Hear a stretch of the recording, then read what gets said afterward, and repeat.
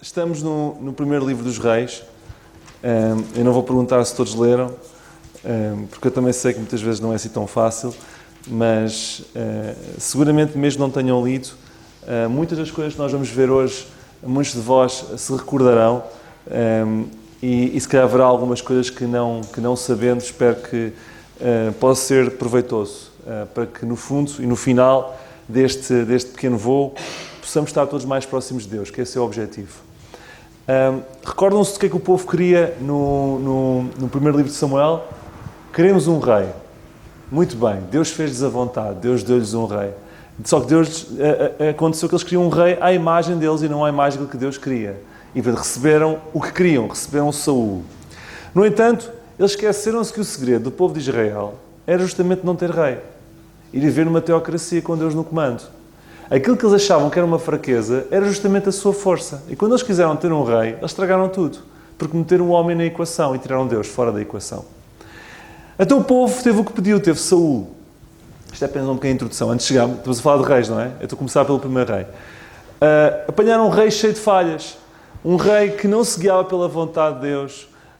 Um rei que se guiava pelo seu coração. Mais tarde vemos David a substituir Saul.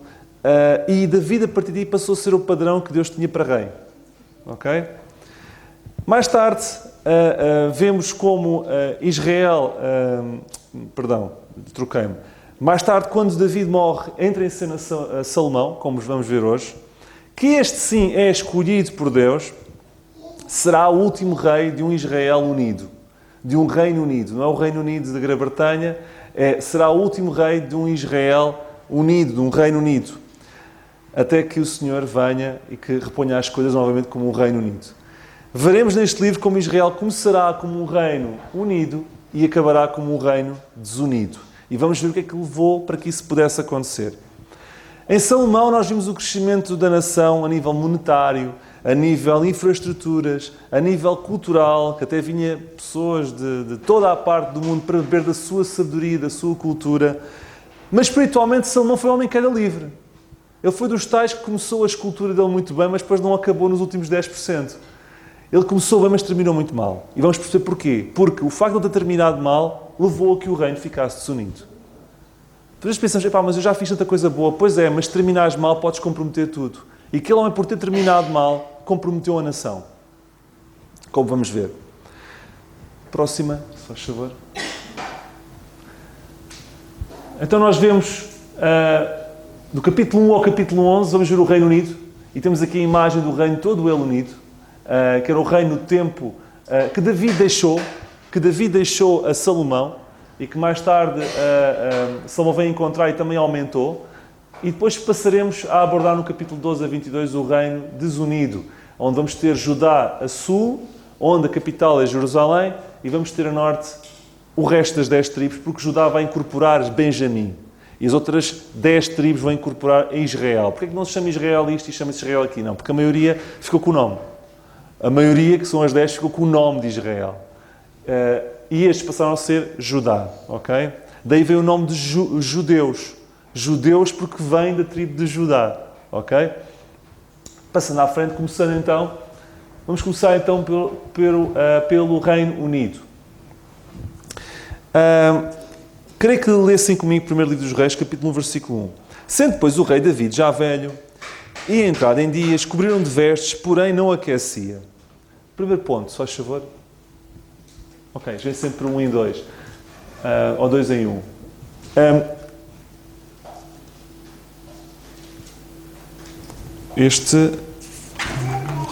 Exatamente. O primeiro ponto. Eu acho piada, porque David aqui, ele não se conseguia aquecer, estava velho. Mas David não tinha nem 120 anos. David não tinha 100 anos. David não tinha 90 anos. David tinha 70 anos. Como é que é possível ele estar assim e já não se conseguia aquecer? Sabem, a vida de David foi dura. A vida de David foi tão dura, que aquele homem com 70 anos nem se conseguia aquecer. Aquele homem foi espremido até ao tutano. E ele com 70 anos estava completamente Q.O.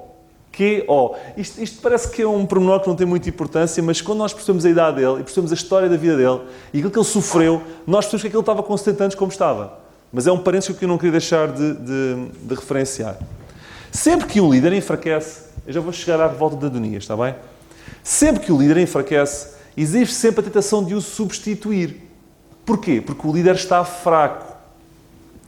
Foi o que Adonias, o seu quarto filho, quis fazer. Ele aproveitou-se da fraqueza do seu pai. Vejam lá, o grande David não se conseguia aquecer, cheio de frio. E vamos tomar o reino à minha maneira. Então nós lemos no capítulo 1, versículo 5, que Adonias, filho de Agite, se levantou dizendo, o quarto filho de David, eu reinarei. Ninguém lhe disse para reinar. Ele é que decidiu, eu vou reinar. E preparou carros e cavaleiros e 50 homens que corressem diante dele. Ou seja, ele tomou a iniciativa para ser rei sem a autorização de Deus, sem a unção de Deus, sem a indicação do próprio pai David. Entretanto, Natã, quando viu isto a acontecer, chama a Batseba e diz assim, Batseba, tu tens que avisar David do que está a acontecer, que isto é uma revolta. Porque toda a gente sabe que o próximo vai ser Salomão, que é o que Deus quer. Então Batseba e Natã correm ao palácio, encontram o David moribundo, mas com ainda percepção para tomar decisões e dizem, isto está-se a acontecer naquele vale, mais à frente. O Adonias está a reunir a tropa toda para ser rei. E Batseba, tu tinhas-me prometido que seria o meu filho, Salomão. O que é que David vais fazer? E David disse assim, ele estava cansado, mas não estava parvo. Ele estava nas suas posses mentais todas. Ele disse assim, calma. Isto não pode acontecer. Ainda hoje vai ser coroado Salomão. Todos para a zona da fonte de Gion e é lá que eu vou coroar Salomão. E Salomão foi coroado. Tanto é que depois Adonias ficou numa circunstância muito debilitada e teve que se sujeitar a Salomão. E resolve esta situação e resolve a revolta. Depois, nós chegamos ao capítulo 2 e versículo 1. Sabem que isto é um voo, está bem? Eu não vou agora detalhar o resto do capítulo 1. Eu estou a tentar mostrar o mais importante de 22 capítulos, que não é fácil. Capítulo 2, versículo 1 e 2 nós lemos. Aproximaram-se os dias da morte de David. Ele estava mesmo quase a morrer. E deu ele ordem a Salomão, seu filho, dizendo, vejam só isto. Eu vou pelo caminho de toda a terra, esforça-te, pois, e sê homem. O que é isto, ser homem? Esforça-te, pois, e sê homem. Sabem que nós vivemos num mundo em que achamos que ser homem é partir a louça toda. É quando alguém nos trata mal, é levar logo um murro. Isto é que é ser homem, é partir com tudo. Mas David explica que é ser homem. Ele explica no versículo 3. Guarda a observância do Senhor teu Deus para andares nos seus caminhos e para guardares os seus estatutos e os mandamentos e os seus juízos e os seus testemunhos, como está escrito na lei de Moisés, para que prosperes em tudo quanto fizeres, para onde quer que te voltares. Sabem? Prova que és homem mantendo fiel a Deus. Ser homem não é... Ser homem é ser fiel a Deus. Isto é ser homem. E o resto é conversa. David diz assim, ser homem. E depois explica como. Guarda, ser fiel, mantém-te no caminho certo. Se fizeres isso, és homem. E isto é uma visão completamente anti-mundo. Eu diria anti-igreja, porque muitas vezes não se prega isto. Ser homem é isto. Eu diria, e também ser mulher. David não diz isso, mas se tivesse uma mulher também lhe diria o mesmo. Tenho a certeza. E depois David acrescenta, versículo 4, para que o Senhor confirme a palavra que falou de mim, dizendo, se os teus filhos guardarem o seu caminho, para andarem perante a minha lei, a minha face, fiel, com todo o seu coração e com toda a sua alma, nunca disse, te faltará sucessor ao trono de Israel. David vai buscar a promessa feita em 2 Samuel 7, que é o concerto de David, e que diz assim, este concerto foi-me dado em 2 livro de Samuel 7, em que Deus disse que da tua semente, David, seria perpétua. Mas atenção, Salomão, isto só vai acontecer se tu contribuires sendo fiel. A promessa que me foi dada a mim, tu tens que ser fiel. E recorda Salomão disso. Ponto 3. Versículo 12, do capítulo 2. E Salomão se assentou no trono de David, seu pai, e o seu reino se fortificou sobremaneira. David morre, Salomão toma o trono. Quando alguns homens... exatamente. Começa aqui o novo reino, o terceiro de um Reino Unido. E existem algumas recomendações que David dá nesta fase antes de morrer, que são dignas de um filme de conspiração, em que David chama Salomão e diz assim, tu lembras-te do Joabe? Tu és um santinho, estás muito enrinho nisto, põe-te a pau com ele. Talvez devesses... E o Simei, que faltou-me ao respeito há um tempo atrás, eu não lhe disse nada, mas o Simei é perigoso. Salomão, David, não se faz. Isto não se faz. E vamos ver mais tarde, em quando Deus diz a Salomão, como não me pediste os teus inimigos, eu também te vou ajudar. Não era correto estar a pedir a cabeça de inimigos. Okay? Mas David aqui, creio que não devia ter feito isso. Mas é um pormenor que eu queria que vocês percebessem. Ponto 4.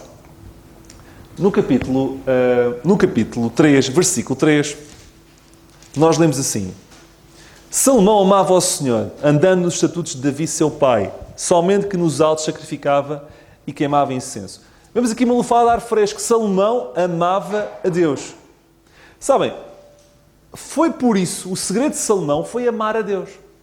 E foi só por isso que no versículo 5, Salomão tem um presente. Sabem qual é o presente? Versículo 5. Em Gibeon apareceu o Senhor a Salomão de noite em sonhos e disse-lhe Deus: pede o que quiseres que te dê. Irmãos, Deus não nos vai dar a ponta de nada enquanto nós não tivermos um sentimento de amor por Ele.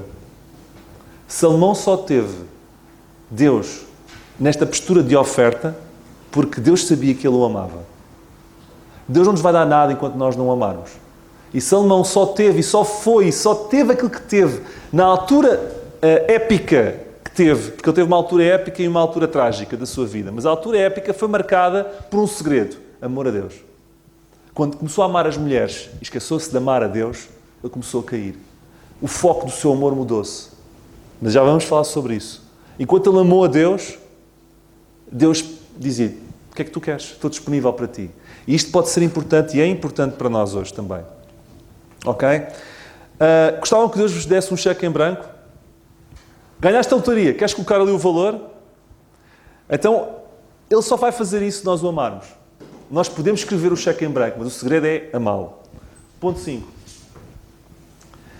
Capítulo 3, antes disso, Salomão está em Gibeão, um local não muito distante de Jerusalém, e o Senhor revela-se a Salomão e o mesmo faz sacrifícios a Deus. 1000 sacrifícios. Salomão é todo em grande. 1000 sacrifícios. E é neste contexto, dos 1000 sacrifícios, em que Salomão diz, 3:7. Agora, pois, ó Senhor meu Deus, tu fizeste reinar a teu servo em lugar de Davi, meu pai. Eu sou ainda menino pequenino, nem sei como sair nem como entrar. Sabe o que isto quer dizer na prática? Isto é tudo novo para mim. O que ele quer dizer perante Deus é: epá, ó Deus, tu puseste-me aqui a reinar. Eu estava ali tão bem, ali a fazer outras coisas. Isto para mim é tudo novo. Postura de humildade. Uma postura de dependência de Deus. Versículo 8 e 9. E o teu servo está no meio do teu povo que elegestes, povo grande, que nem se pode contar nem numerar pela sua multidão. A teu servo, pois, dá um coração entendido para julgar o povo, para que prudentemente te discira entre o bem e o mal. Porque quem poderia julgar este teu grande povo? Ou seja, nós vemos aqui que o que ele colocou no cheque, Deus diz assim: está aqui um cheque, assina. O que Salomão colocou no cheque foi sabedoria para julgar o povo.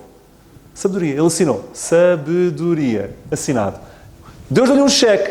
Escreve o que tu quiseres. Ele escreveu sabedoria. Eu não percebo nada disto. Isto para mim é tudo novo. Eu estou um bocadinho tremendo com o que tenho para fazer. Mas olha, eu peço sabedoria para cuidar disto. Foi o que Salomão fez. E ele sente o peso da responsabilidade e pede sabedoria. Ponto 6. E este era o estado inicial de Salomão. Não é o final. O estado inicial de Salomão é um Salomão que ama a Deus, é um Salomão que depende de Deus, é um Salomão que reconhece que é merecedor e é dependente de Deus, que é fraco, que não sabe como fazer. Não tem nada a ver com o estado final. E em parte também me lembra Saul, porque Saul, quando era para ser ungido, ele estava-se a esconder atrás das malas. Ele não queria sequer ser ungido, humilde, mas depois tragou-se. Nós temos uma natureza muito complicada. Nós podemos começar muito bem, mas podemos terminar todos muito mal. Ponto 6. Sabem qual foi a resposta de Deus ao pedido de Salomão? Deus disse, cheque em branco, escreve, sabedoria. E Deus responde. Deus responde no capítulo 3, versículo 10. Esta palavra pareceu boa aos olhos do Senhor, que Salomão pedisse esta coisa. Versículo 11. E disse Deus, porquanto pediste esta coisa e não pediste para ti riquezas, nem pediste a vida dos teus inimigos, coisa que David tinha dito a ele para tratar em relação aos outros, mas pediste para ti entendimento para ouvir causas de juízo, eis que te fiz segundo as tuas palavras, eis que te dei um coração tão sábio e entendido que antes de ti teu igual não houve e depois de ti teu igual não se levantará. E também até o que não pediste te dei, assim riquezas como glória, que não haja teu igual entre os reis por todos os teus dias.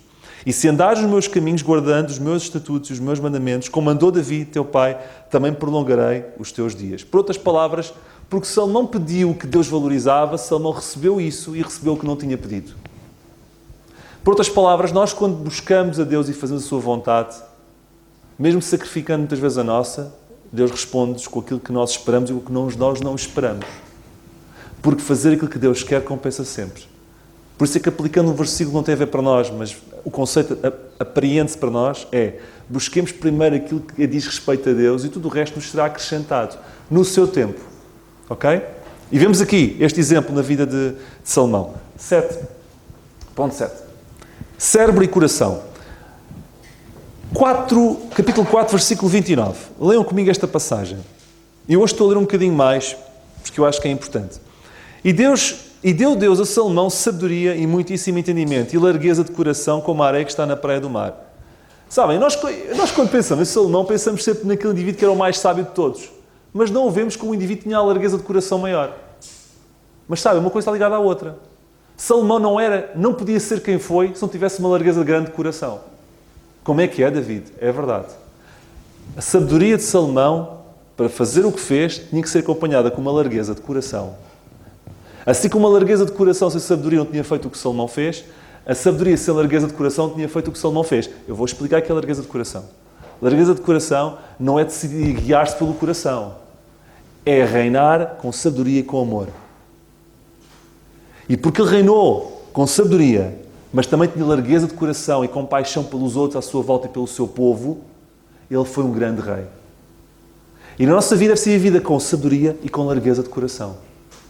Se nós não vivemos com sabedoria e com largueza de coração, há um versículo que eu gosto muito, que diz: ainda que tivesse todo o conhecimento e não tivesse largueza de coração, amor, de nada me aproveitaria, de nada seria. E Salomão é uma coisa. Salomão não é só um tipo sábio. É um tipo sábio com uma grande largueza de coração. E foi esse o segredo de Salomão, a combinação das duas coisas. E isto muitas vezes não é referido. Salomão foi quem, eu não me canso de dizer isto, Salomão foi o que foi nos tempos áureos porque combinou sabedoria a amor. Ele amava a Deus. Quando o chip do amor começou a bater para as mulheres, só a sabedoria não foi suficiente. Por isso é que as duas coisas devem andar juntas. Entendem? Salomão começa a construir o templo, a reestruturar o reino. Disse 3.000 provérbios e foram os seus cânticos 1.005. 4.32 diz isso. Portanto, se tivéssemos que criar algum CD recomeço, parte 2 ou 3, ele tinha músicas todos os dias durante o resto da vida. Como ele fez 1.005 músicas. 1.005 músicas. Nós a fazer uma música demora uma eternidade. Ele fazia músicas como, enfim. E 3.000 provérbios. Ele se torna um autor de provérbios, de Eclesiastes, de Cantares de Salomão, etc. E de muita coisa que nem está aqui escrita. Ponto 8.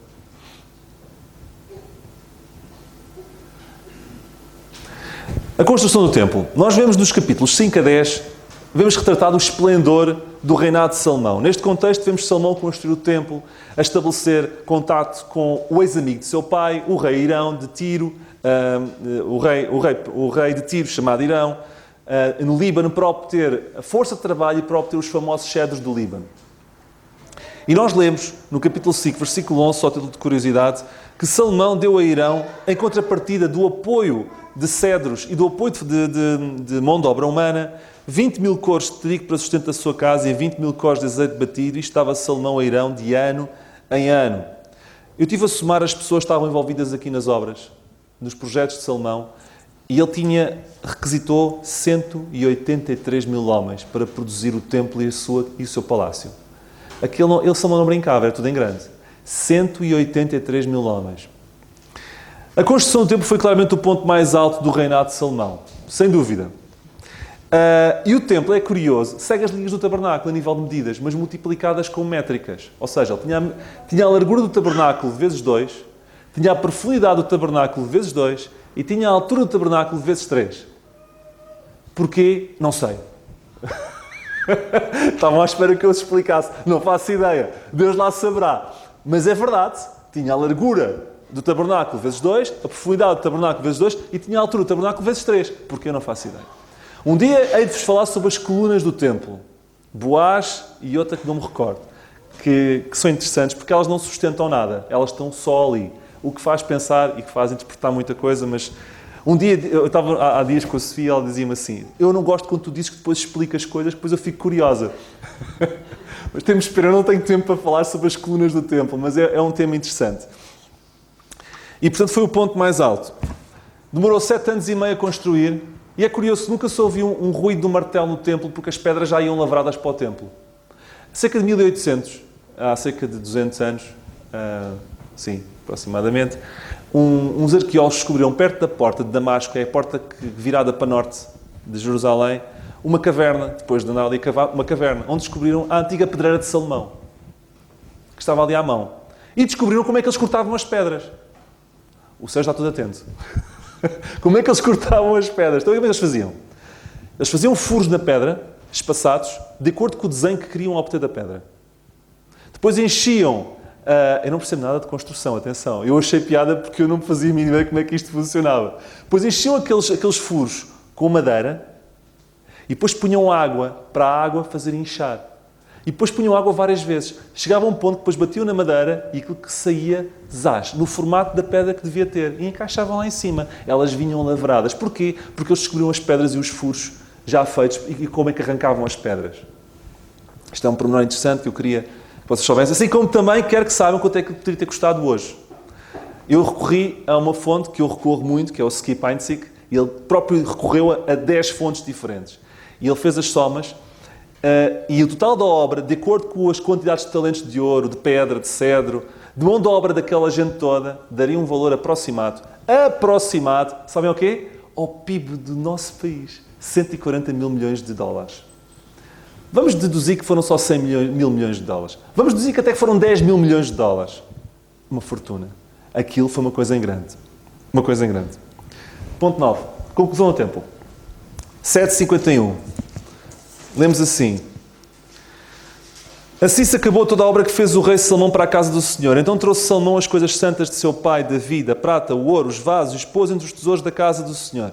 Acabou. Acabou. E aqui vemos a seguir a glória de Deus a cobrir o templo, Salomão a falar ao povo, Salomão a orar. Recordam-se do valor aproximado que eu vos dei? Sabe uma coisa? Ainda assim, nós lemos, e Estevão disse centenas de anos depois: o Altíssimo não habita em templos feitos por mãos de homens. Ainda que custasse o PIB de Portugal, ainda assim não conseguia conter o Altíssimo. Se a glória de Deus foi revelada naquele templo, foi porque Ele deixou uma micro parte da sua glória ser refletida ali. Não é porque aquele templo, por aquele valor, fosse capaz de o conter. Porque nada o contém.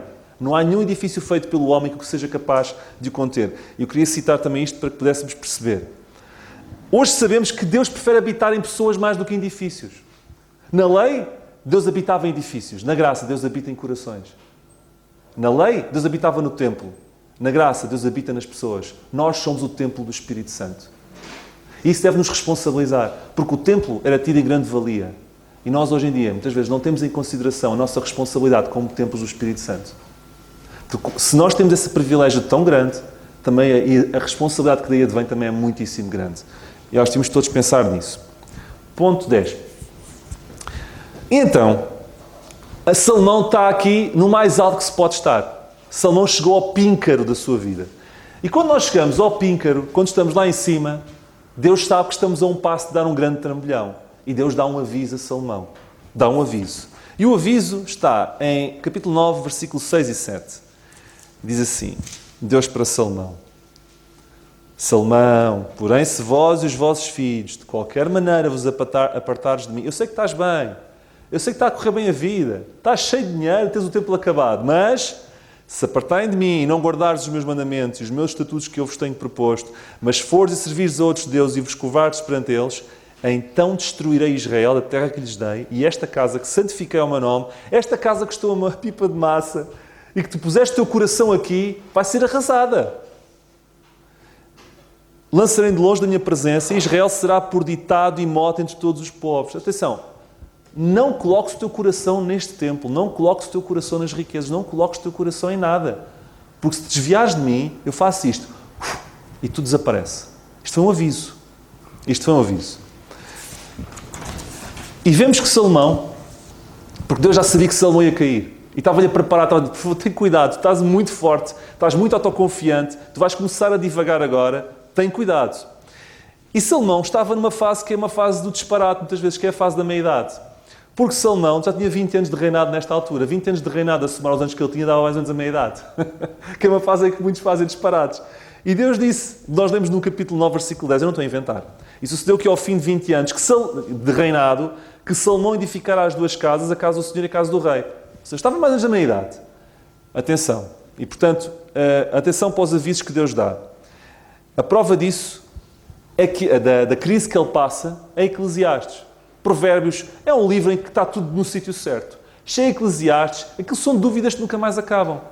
Aquilo são dramas que nunca mais acabam. Aquilo são angústias que nunca mais acabam. Já está a refletir, Eclesiastes, o reflexo descendente de Salomão.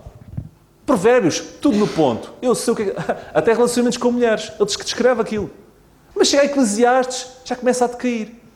Isto não é por acaso. Porque os livros refletem a evolução do Estado de Salomão, que foi a descer a partir daqui. Ok? Ponto 11.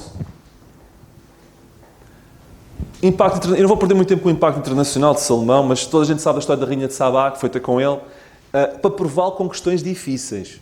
Está em 10.1.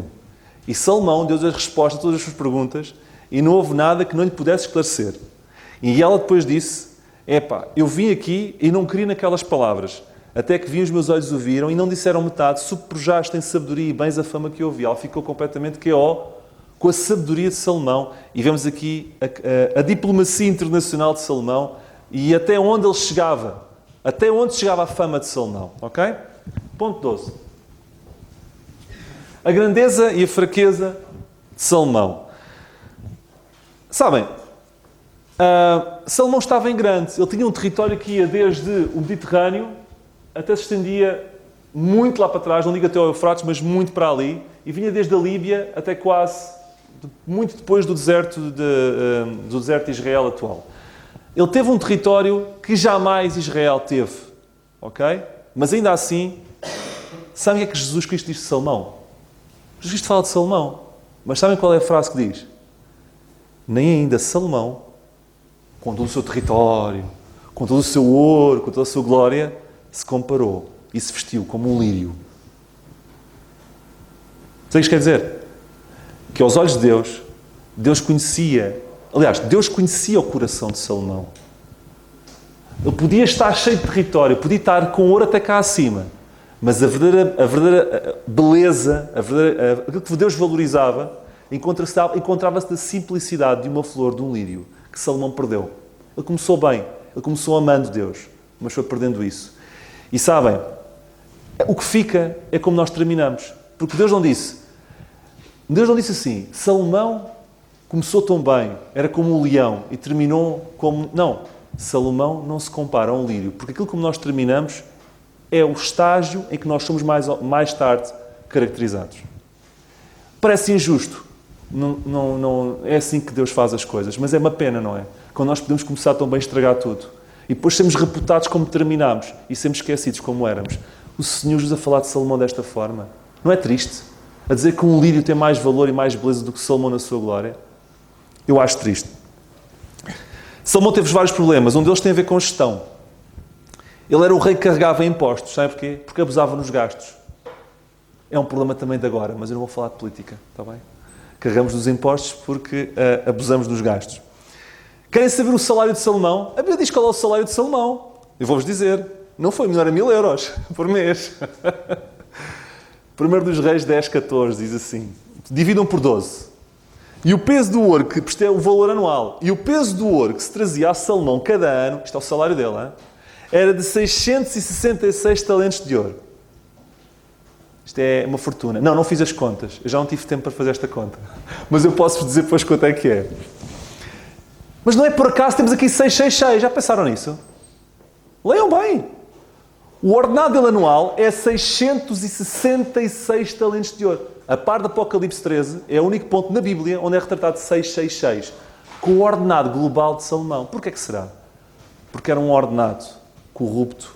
Era um valor... Ele tinha o seu coração já no dinheiro. E Deus, sabendo disso, aquele valor, com aquele número em si, si acarretava quase uma maldição naquele valor. Aquilo que ele ganhava não era algo que vinha de abuso, de exploração de um povo, de exploração e abuso de um povo, e era algo que estava a contaminá-lo. Por isso é que tinha 666 talentos de ouro. Eu acredito que seja isso. Está aqui, este número é um espelho da decadência moral de um homem e espelho de uma decadência moral de uma nação. Não é por acaso, temos aqui 666. Salomão tinha a obrigação de conhecer a lei. E sabem que Deus tinha colocado 3 proibições a um rei. Nós vemos isso em Deuteronômio 17, 16 a 17. E Salomão tinha a obrigação, porque Davi disse, segue a lei, obedece-a. E Salomão tinha a obrigação de conhecer isto. Havia 3 nãos que um rei não poderia ter. 3 nãos. Sabem qual era? Eu vou citar de Deuteronômio 17, 16 a 17. Um rei não multiplica para si cavalos. Ele tinha estábulos por todo o país. Tampouco para si multiplicará mulheres, para que o seu coração não se desvie. Oh, Salomão! Ele teve milhares. Nem prata nem ouro multiplicará muito para si. Sério? As toneladas. Salomão fez tudo mal. Tudo mal. Era cavalos, era mulheres, era ouro. Diz assim, um rei não se pode contaminar nem com demasiados cavalos para que não ponha a sua confiança nos cavalos, nem com demasiado ouro para que não ponha a sua confiança nas riquezas, nem com demasiadas mulheres porque elas vão perverter o seu coração. Salomão fez tudo mal. Começou tão bem, mas depois fez tudo mal. Ele quebrou todas as leis. E vejam a grandeza e a fraqueza de Salomão. Chegámos ao capítulo, ponto 13, chegámos ao capítulo 11 e chegámos ao capítulo que é a dobradiça da porta do livro. A partir daqui mudamos de conversa. O capítulo 11 é a dobradiça da porta. É uma dobradiça do livro inteiro do primeiro livro dos reis. Até o capítulo 11 nós temos 40 anos, um Reino Unido governado por uma pessoa. Do capítulo 12 ao 22 nós temos 80 anos, ok? Temos um Reino desunido, governado por imensas pessoas e uma guerra civil. Temos aqui uma fronteira, ok? Próximo, se faz favor. Triste escolha... Não, desculpa. Estavas lá, vamos à triste escolha de Salomão. E vamos no capítulo 11, estamos na fronteira, por isso é que ainda está aqui no Reino Unido. Lemos no capítulo 11, no versículo 1 a 3, o seguinte. E o rei Salomão amou muitas mulheres estranhas e saem da filha de Faraó, moabitas, amonitas, idomeias, sidónias e ateias, de nações de que o Senhor tinha dito aos filhos de Israel, não entrareis a elas e elas não entrarão a vós. De outra maneira perverterá o vosso coração para seguir os seus deuses. E este se uniu Salomão com quê? Com amor. O amor já não estava em Deus, estava nelas. E tinha 700 mulheres princesas e 300 concubinas. Suas mulheres lhe perverteram o seu coração. Sabem, este homem escreveu imenso sobre relacionamentos. O Provérbios está cheio de capítulos sobre relacionamentos, mas não viveu o que pregou. Ele não viveu o que pregou. Faz lembrar a história de um homem chamado Luke Goodrich. Eu fiquei a saber da história dele há pouco tempo. Então este homem decidiu fazer tinha um bocadinho de fogo no jardim para queimar umas velharias que tinha em casa. Pá, aquilo correu muito mal. Foi em São José, na Califórnia, há pouco tempo. Que correu muito mal. Que pegou fogo com tanta força que passou ao do vizinho passou ao mato que estava ao lado, aquilo apanhou 400 hectares, foram precisos 400 homens para combater o fogo e 17 helicópteros. O problema aqui é que Luke Goodrich era o capitão dos bombeiros de São José. E se havia alguém que não podia atear o fogo, era ele. Se havia alguém que não podia fazer este disparate, era Salomão. Por aquilo que ele sabia, por aquilo que ele conhecia, pela responsabilidade que tinha, pelo exemplo que tinha que dar, e ateou o fogo que não podia ter ateado. Ele foi um Luke Goodrich. Isto ensina-nos que, não obstante tudo o que possamos imaginar de alguém, qualquer pessoa pode dar o tiro no pé. Nunca se esqueçam daquele provérbio do melhor pano cai em noda, não é? Não há pessoas que não possam cair. Não há pessoas, por mais aparentemente perfeitas que possam ser, que não possam cair feio. Não há. E Salomão deu o exemplo disso. Salomão tinha tudo. Tinha um pai, David, com aquela informação toda que lhe passou, aquela bagagem, tinha a riqueza. Deus passou-lhe um cheque em branco. E o homem fez isto. É a prova de que ele pode queimar a própria casa sendo chefe dos bombeiros. Salomão fez isto. Queimou a nação. E Salomão foi o responsável por uma guerra civil e por a desunião de Israel até hoje. E muitas vezes esquecemos disso. Vemos só Salomão como aquela figura fantástica, construiu o templo, E é uma pena ele ter associado isto ao seu testemunho de vida. Vamos então para o Reino Unido, que é bem mais breve, está bem? Eu não vou demorar muito mais tempo. E a partir daí vamos falar sobre o porquê. Capítulo 12, eu não vou ler, mas explica-nos o porquê de ter acontecido isto. Ou seja, nós temos Roboão, o filho de Salomão, entra em cena, é aclamado rei, vêm ter com ele e diz assim, epá, Roboão, o teu pai carregava muito em nós. Ele, para alimentar este tipo de vida, estes gastos, eram impostos que nunca mais acabavam. Epá, facilita-nos a vida, reduz os impostos. Ele foi se informar com as pessoas mais batidas, com as pessoas que acompanhavam Salomão, e as pessoas disseram assim, ele tem razão, eles têm razão, reduz um bocadinho, não vais perder nada com isso, pá, em vez de receber 666 talentos, recebes 400 talentos de ouro, continua a ser rico na mesma, e as pessoas vão gostar mais de ti. Só que ele não gostou, e foi ter com os amigos dele, lá os jovens dele, aqueles que andavam com ele lá na escola, entre aspas. Olha lá, o que é que vocês acham? Epá, aqueles mais velhos que acompanhavam o meu pai disseram-me isto, vocês concordam com isto? Não, está a ser parvo, carrega mais neles. Epá, eles vão dizer que não podem, mas é tudo mentira. Se tu carregares um bocadinho mais, não vais conseguir. Em vez de 666 talentos, levas para casa 1000 talentos de ouro. Está a ser parvo. Carrega mais deles. Então, Salomão os reuniu e chegou-se ao pé deles assim. Meu pai gravou o vosso jugo. 12:14. Porém, eu ainda aumentarei o vosso jugo. O Roboão, desculpem. Meu pai vos castigou com açoites. Eu vos castigarei com escorpiões. Ah, é? O Jeroboão. Perante isto assim, não, vais ficar sozinho. Jeroboão moveu uma revolta dentro da nação e arrastou 10 tribos contra Roboão, porque não concordava com esta pressão demasiada. E arrastou 10 tribos com Roboão, com Jeroboão, e Jeroboão passou a ser o rei das 10 tribos do norte, que passou a chamar-se Israel, e Roboão ficou, olhem, sozinho cá em baixo com Benjamim, e ficou o nome a chamar-se de Judá. Ok? E a partir daí, nós lemos, no resto praticamente do Velho Testamento, sempre aquela dicotomia, Israel, Judá, Israel, Judá, Israel, Judá, das 10 tribos do norte contra as 2 do sul. Ok? Ponto 2, nós vemos critérios de avaliação. Vamos ver aqui em Reis, Deus avalia os reis do norte e os reis do sul. E Jeroboão, percebendo que o centro espiritual da nação é Jerusalém, ele pensa assim, eu vou criar a nação a norte, mas tenho um problema, não há templo. Então, uma forma engenhosa, mas errada, ele cria um sistema de culto em Samaria e um sistema de culto em Dan, no norte, para que não houvesse desculpa para que o povo tivesse que descer a sul para cultuar em Jerusalém. Ele arrastou as pessoas de Jerusalém. Vejam, estão a ver como é que isto está a ficar negro? Está a ficar muito negro. E vemos entre o capítulo 13 e capítulo 22 acontecimentos paralelos. Acontecimentos que aconteciam a sul, acontecimentos que aconteciam a norte e sempre acontecimentos paralelos. Reis paralelos, reis do norte, reis do sul, etc. E ambos os reis são avaliados por 3 critérios. Os reis do norte e os reis do sul vão ser avaliados sempre por 3 critérios. Primeiro critério. A adoração era exclusiva a Deus ou não? Se fosse sim, ia-lhes correr bem a vida e Deus se agradava deles. Se fosse que não eram reis que agradasse a Deus. Segundo critério. A idolatria era removida ou tolerada? Se fosse removida, este rei agradava a Deus. Se não fosse removida ou tolerada, este rei não agradava a Deus. A lei de Deus é observada e cumprida ou não? São estes 3 critérios que vão definir os reis bons e os reis maus aos olhos de Deus, quer a norte, quer a sul. Ponto 3.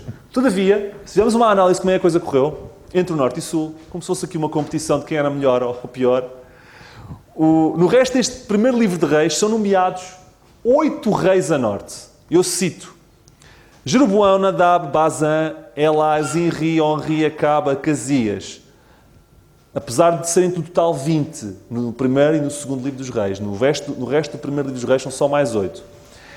Algum passa nos critérios que acabei de citar, os 3? 0. Nenhum passa nos critérios. E a sul? A coisa corre melhor? No restante do primeiro livro dos reis são nomeados 4 reis para Judá. Ok? Roboão, Abijão, Asa e Josafá. Mas destes 4, 2 fazem o que é correto aos olhos de Deus. 50% de aproveitamento. O norte tem 0% de aproveitamento. O sul, ok, não é 100, mas tem 50% de aproveitamento. Temos um Asa e um Josafá que salvam as honras do convento. Ok? E vemos isso no capítulo 15, Asa, e no capítulo 22, Josafá. Ponto 4. Eu estou aqui a resumir o primeiro livro dos reis, está bem? Eu não posso ir ao detalhe. Um dos piores reis de sempre foi o Acabe. E Deus não brinca em serviço. Para um rei complicado, Deus escolheu um profeta complicado. Para um rei difícil, Deus escolhe um profeta também difícil. Para um rei daqueles duros, Deus escolhe um profeta duro. E o Acabe não teve sorte, porque apanhou com Elias. Com Deus não se brinca. Porque achei mau. Eu consigo ser pior que tu. Então arranjou um Elias que lhe deu cabo da cabeça. Este profeta apresenta-se perante Acabe assim.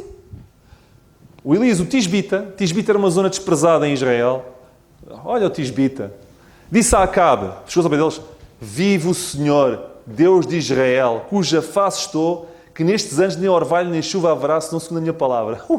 É preciso ter coragem, que ao pé do Acabe a dizer assim, olha, eu quero-te comunicar que não vai haver chuva. Sabem que no passado, quem dava mais notícias morria. Muitas vezes. E ninguém queria dar mais notícias. Por isso é que volta e meia apareciam mais à frente, acho que foi com Josafá e outro rei a norte. O rei a norte consultou os seus profetas e todos disseram que ele ia ganhar.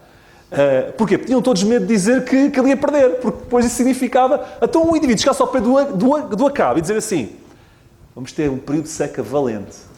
É para tu saberes que pelo teu pecado isto está a correr muito mal para todo o povo. Capítulo 18, versículo 1. Passado um capítulo, vemos que isso sucedeu depois de muitos dias, 3 anos e meio, mais ou menos, a palavra do Senhor veio a Elias no 3º ano, dizendo, apresenta a Acabe porque darei chuva sobre a terra. Demorou 3 anos, aproximadamente, a que a chuva viesse.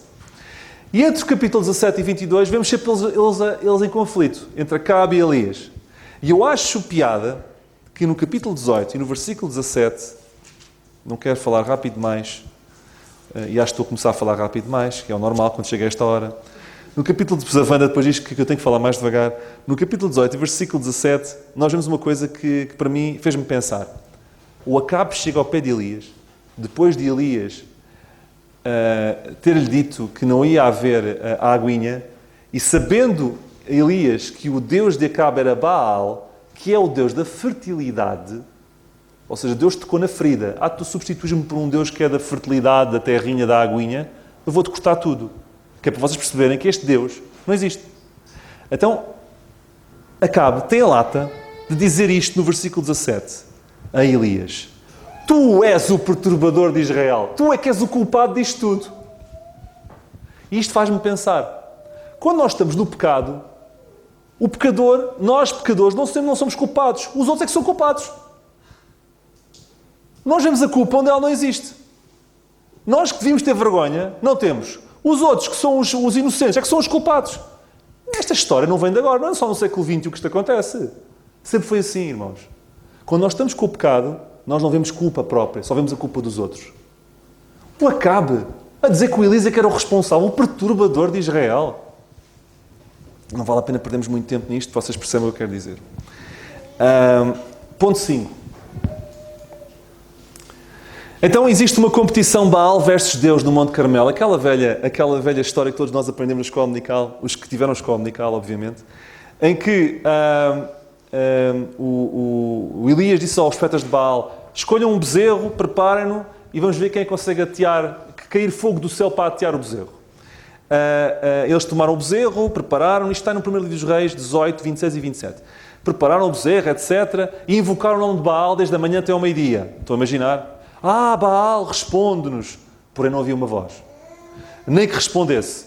E saltavam sobre o altar, já estavam a saltar por cima do altar. E saltavam por cima do altar que tinham feito. E sucedeu que ao meio-dia, Elias zombava deles. Dizia assim, falem mais alto, clamem altas vozes. Ele é um Deus, letra pequena. Pode ser que esteja a falar, se calhar tinha alguma coisa para fazer, está em alguma viagem. Está a gozar com eles. Se calhar o vosso Baal está a uma viagem. Talvez esteja dormido. Gritem mais alto. Pode ser que ele acorde. Elias pede para se afastarem. Fala 63 palavras. Que eu estive a contar as palavras do resto dos versículos. E cai fogo do céu. E pronto, ele resolve o assunto e mostra quem manda. Mas estão a ver? Ele, afastem-se. Já chega. Até já se cortavam. Já havia sangue. Já havia tenta por uma linha. Afastem-se. 63 palavras, cai fogo do céu e ele resolve o assunto. Ponto 6. E podiam achar, Elias está na maior. Não. A partir daí, Elias ficou na pior. Acabe morre e Jezabel toma conta da cena e ameaça Elias. E Elias podia ter pensado assim: nós culpamos muitas pessoas e não olhamos que nós somos iguais. Elias, agora a Jezabel. Jezabel, Pedro, Acabe não vale nada. Estás tu com medo? Ele fugiu com medo da Jezabel. Mas como é que o Elias pode ter fugido com medo da Jezabel quando enfrentou 400 profetas? Com coragem. Todos nós temos os nossos altos e baixos. Todos nós temos os nossos momentos de força e os nossos momentos de fraqueza. Todos nós temos momentos em que enfrentamos 400 pessoas e depois, no momento a seguir, podemos ter medo de uma coisinha que não tem problema nenhum. Não critiquemos o Elias. Nós somos iguais ao Elias. Ou piores. Não tenhamos e percebamos que isto pode acontecer, ok? E quando acontecer, ganhamos alento, porque o Elias também teve esses momentos. O grande profeta Elias também teve os seus momentos mais baixos, ok? Não os censuremos, mas Deus o anima, mostra que existem muitos mais como ele, há outros 7.000, ok? E sabemos mais tarde, até Elias aparece do mundo da transfiguração. Eu falei há pouco tempo sobre isto. Portanto, é um indivíduo especial, muito especial. Ponto 7 e último, contraste final. E com isto termino.